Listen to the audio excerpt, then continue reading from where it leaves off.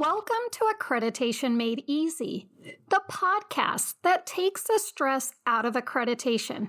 I'm your host, Areaka Jewell, and in each episode, we'll deliver actionable tips, expert insights, and practical strategies to help streamline the process, and of course, make your work life a little easier. Now, whether you're tackling policies, preparing for assessments, or just looking for ways to stay ahead, we've got you covered. Let's simplify accreditation, one step at a time.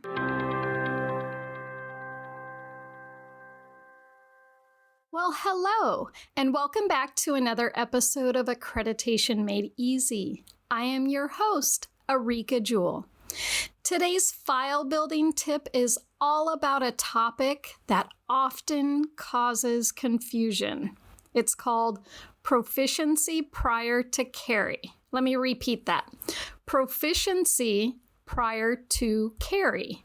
Now, whether you're reviewing training files, preparing for an assessment, or just trying to understand the difference between initial and ongoing requirements, then you're in luck, because this episode is here to help you clarify what counts, what to look for, and how to document it properly. Are you ready? All right. What does proficiency prior to carry really mean? I mean, it's a phrase that pops up in several standards, especially in relation to firearms and less lethal weapons, and of course, specialized equipment.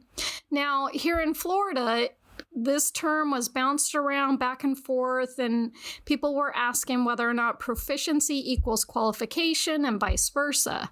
So what they did here in the state was they came out with this explanation or examples, I don't know what you want to call it, but it says proficiency may be shown in various formats to include, but not limited to, live fire of firearms, simunitions, reality-based training scenarios, and physical manipulation of inert or training facsimiles of firearms authorized for the member to carry.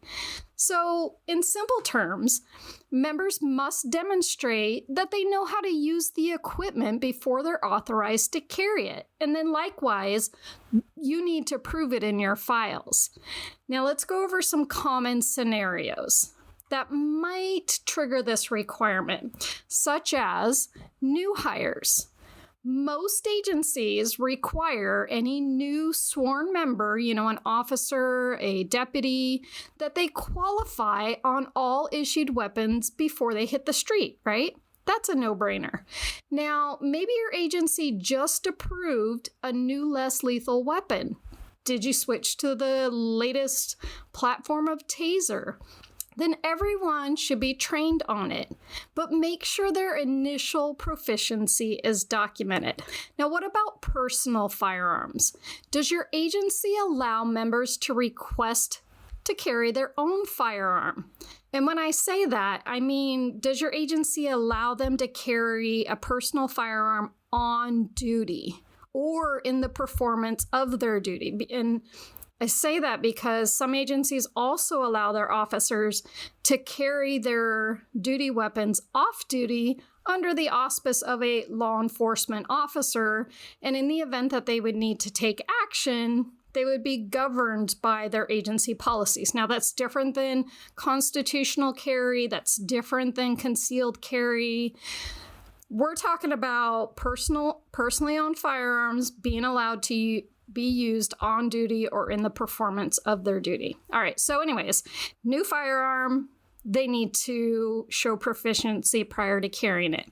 Now, what about specialty teams? Do you have a tactical or a specialty unit?